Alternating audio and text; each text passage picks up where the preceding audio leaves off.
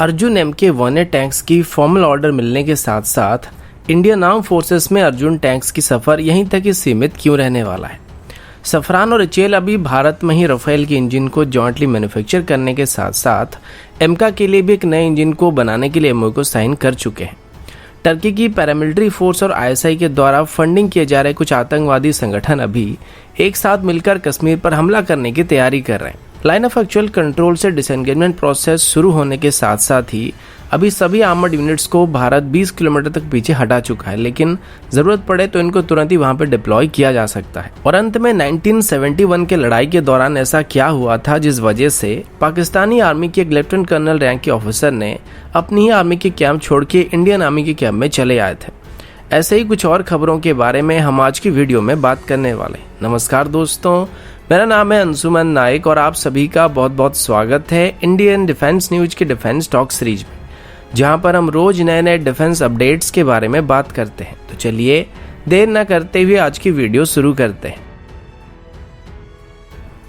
आज की पहली अपडेट अर्जुन टैंक्स को लेके है। तो कल हमारे पीएम नरेंद्र मोदी जी के द्वारा अर्जुन MK-1A टैंक्स की 108 यूनिट्स को फॉर्मली इंडियन आर्मी के चीफ जनरल MM नरावने जी को हैंडओवर किया जाएगा। यानी कि फिजिकली इन टैंक्स को अभी इंडियन आर्मी को नहीं दिया जाएगा, लेकिन इसका मतलब यह है कि अभी अर्जुन MK-1A टैंक्स को ऑफिशियली इंडियन आर्मी में शामिल करना शुरू किया जाएगा और ये डील फाइनल होने का पहला कदम होने वाला है। सबसे पहले ऑर्डर मिलने के बाद इनको ordnance factory board heavy vehicle factory की तरफ से मैन्युफैक्चर करना शुरू किया जाएगा और पहली अर्जुन MK-1A यूनिट्स को DRDO के चीफ के द्वारा हमारे पीएम नरेंद्र मोदी जी को हैंडओवर किया जाएगा, जिसके बाद फॉर्मली इसको इंडियन आर्मी को डिलीवर करना शुरू किया जाएगा। लेकिन इसी के साथ ही ये खबर भी सामने आई है कि ये अर्जुन टैंक्स का आखिरी ऑर्डर होने वाला है, यानी कि आगे चल के भारत और अर्जुन टैंक्स को डेवलप या मैन्युफैक्चर नहीं करने वाला है। इसकी सबसे बड़ी कारण यह है कि अर्जुन टैंक्स 68 टन क्लास के टैंक्स है और अभी अर्जुन टैंक्स की MK-1A फ्लीट को मिलाकर इसकी तादाद इंडियन आर्मी में 4 स्क्वाड्रन तक होने वाली है, जिनको कि आगे चल के हमारे वेस्टर्न बॉर्डर में तैनात किया जाएगा। लेकिन पिछले कुछ महीनों से जब से चाइना के साथ हमारा टेंशन बढ़ा है,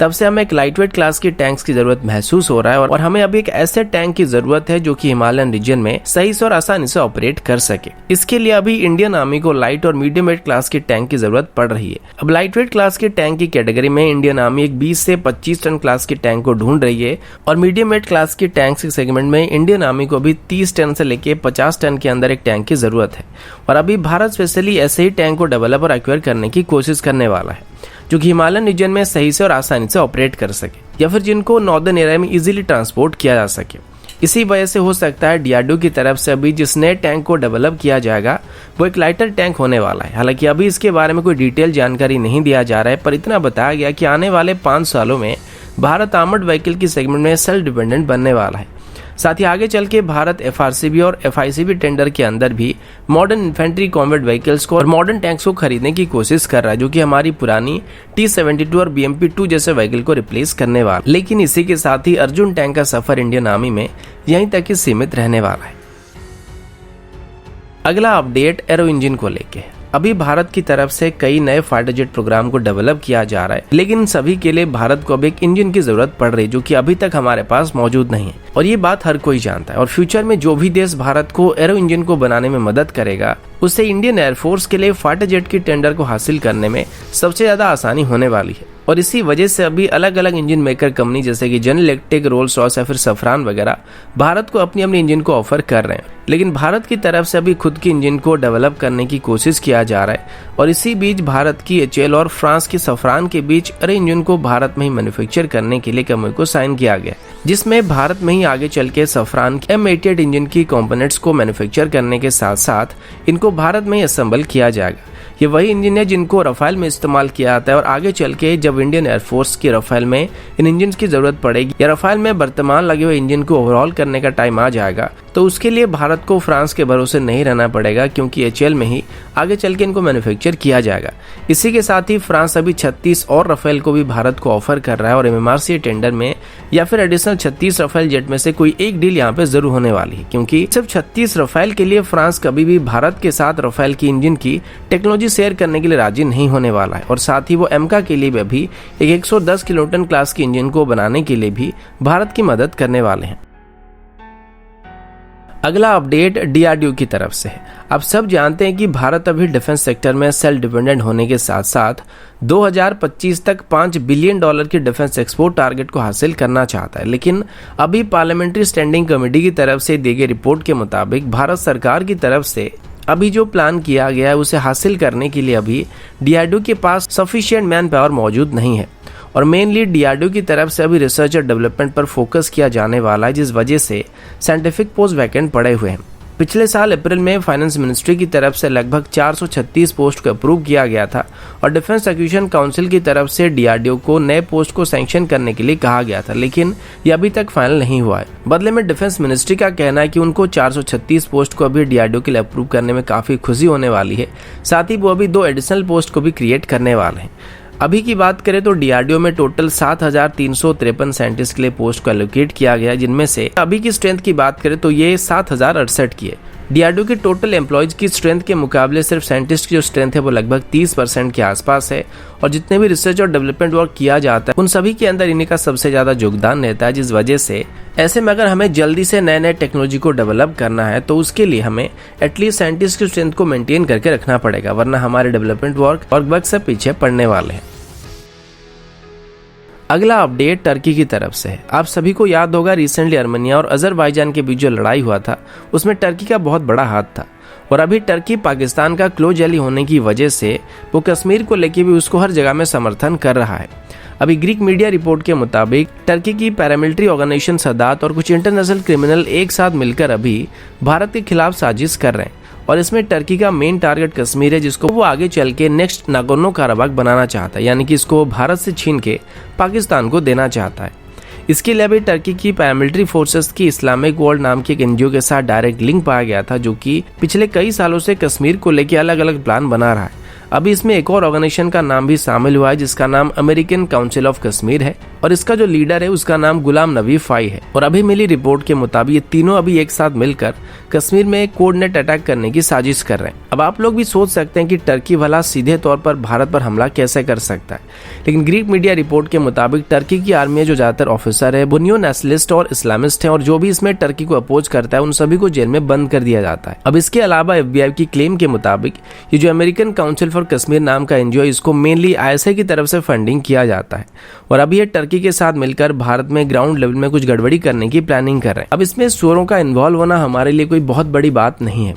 इनका जन्म ही इसी वजह से होता है ताकि पैदा हो, कश्मीर बनेगा पाकिस्तान चिल्लाओ और फिर पट से हेडशॉट खाओ, फिर खत्म, टाटा बाय बाय। लेकिन अगर इसमें टर्की की पैरामिलिट्री फोर्सेस सीधे तौर पर इन्वॉल्व होता है तो ये चिंता करने वाली बात है, क्योंकि इससे भारत और टर्की दोनों के बीच आमने सामने की लड़ाई हो सकती है और इसमें बाद में और भी पावर शामिल हो सकते हैं, लेकिन इसके चांसेस काफी कम है और टर्की सीधे तौर पर ऐसी कोई हरकत नहीं करने वाला। हो सकता है वो इन सभी को पीछे से रहकर सपोर्ट करे, लेकिन सीधे तौर पर वो भारत के साथ भिड़ना नहीं चाहेगा। अगला अपडेट भारत और पाकिस्तान को लेके। आप सबको पता होगा 1971 में भारत और पाकिस्तान के बीच एक बहुत ही बड़ी लड़ाई हुई थी जिसमें लगभग 93,000 पाकिस्तानी सोल्जर्स को भारत के सामने सरेंडर करना पड़ा था और इसके बाद बांग्लादेश को क्रिएट किया गया था। अब इस बात को लेकर आज भी हमारे सब्सक्राइबर लोग जहां पर भी पाकिस्तानी दिख जाता है उनको ताना मारना नहीं भूलते हैं। वैसे इस लड़ाई में पाकिस्तानी आर्मी के एक ऑफिसर थे जिन्होंने भारत का साथ दिया था और इनका नाम लेफ्टिनेंट कर्नल ख्वाजी सैद अली जाहिर था और इन्होंने 1971 की लड़ाई में पाकिस्तानी आर्मी में सर्विस करते हुए भी भारत का साथ दिया था। वो पाकिस्तानी आर्मी में होते हुए भी ऐसे टेंस सिचुएशन में बॉर्डर पार करके इंडियन आर्मी में कैंप में आए थे और उन्होंने पाकिस्तानी आर्मी के सारे पोजीशन और प्लान के बारे में हमको जानकारी दिया था और यहाँ तक कि अपने पास मौजूद कई सारे मेजर मैप्स को भी इंडियन आर्मी के साथ शेयर किया था। आप सब सोच रहे होंगे कि हो सकता है वो भारत के ही कोई जासूस हो, लेकिन वो भारत के जासूस नहीं थे। और ऐसा उन्होंने क्यों किया था, जब इसके बारे में उनको पूछा गया तो उन्होंने बताया था कि वो एक वेल ट्रेन्ड आर्मी ऑफिसर थे और कमांडो थे, लेकिन वहां पर हालात कुछ ऐसे बन गए थे जिनको देखने के बाद वो ये डिसीजन लेने के लिए मजबूर हो गए थे कि वो पाकिस्तानी आर्मी का साथ दे या फिर ना दे, क्योंकि पहले बांग्लादेश ईस्ट पाकिस्तान हुआ करता था और वहां पर पाकिस्तानी आर्मी जिस तरीके से लोगों को मार काट कर रही थी, ये चीज लेफ्टिनेंट कर्नल जाहिर को पसंद नहीं आया था, क्योंकि वो अपने ही लोगों को मरते हुए नहीं देख सकते थे, जिस वजह से उन्होंने भारत का साथ देने का फैसला किया था। हालांकि कुछ समय के लिए वो कंफ्यूज हो गए थे कि अपने देश के साथ गद्दारी करने वाली बात होगी, लेकिन फिर भी अंत में उन्होंने ये फैसला ले लिया था। अगला अपडेट भारत और चाइना को लेकर, जैसे कि अभी ऑफिशियली नाइनोफैक्चुअल कंट्रोल में भारत और चाइना दोनों की तरफ से डिसएंगेजमेंट प्रोसेस शुरू हो चुका है, लेकिन अभी भी इस बात को लेकर डिबेट किया जा रहा है कि क्या चाइना पर भरोसा करके उन स्ट्रेटेजिक हाइट्स को खाली करना सही है जिनको 29 से 31 अगस्त के बीच हासिल किया गया था। लेकिन इसी बीच लाइन ऑफ एक्चुअल कंट्रोल में मौजूद हमारी आर्मर्ड यूनिट्स को लगभग 20 किलोमीटर पीछे लिया जा चुका है। इंडियन टैंक्स की बात करें तो इनको अभी रेजांगला से चुसूल तक पीछे ले लिया गया, जो कि ऑलमोस्ट 20 किलोमीटर पीछे आ चुके हैं। पर इंडियन आर्मी का कहना है कि अगर चाइना की तरफ से कोई भी गड़बड़ी करने की कोशिश किया जाता है तो इसमें भारत को अपने टैंक को वापस तैनात करने में कोई दिक्कत नहीं होने वाली है। कुछ सवाल ये भी किए गए थे कि भारत ने अभी कुछ एरिया चाइना को दे दिया, जिस बात को लेकर अभी सरकार की तरफ से सीधे तौर पर इनकार किया गया है। हमारे मुताबिक line of actual control finger 3 के आसपास मौजूद है, जहां पर हम अभी रेगुलर पेट्रोल करने के लिए जा रहे थे, और चाइना का परमानेंट बेस भी इसी के पास ही मौजूद है जहां पर वो अभी जा रहे हैं, और इंडियन आर्मी फिंगर 3 के पास मौजूद अपनी परमानेंट बेस में वापस आ रही है।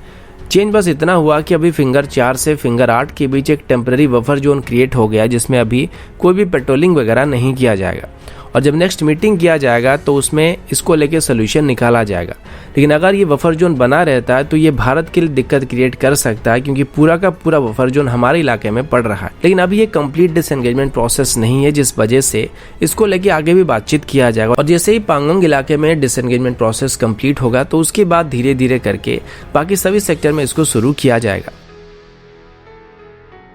अगला अपडेट इंडियन नेवी की डाइविंग सपोर्ट क्राफ्ट्स को लेके है। एएनआई की रिपोर्ट के मुताबिक फ्राइडे को इंडियन नेवी और कोलकाता की टीटागढ़ वॉगन के बीच एक कॉन्ट्रैक्ट को साइन किया गया था, जिसके अंदर 5 डाइविंग सपोर्ट क्राफ्ट को मैन्युफैक्चर किया जाएगा।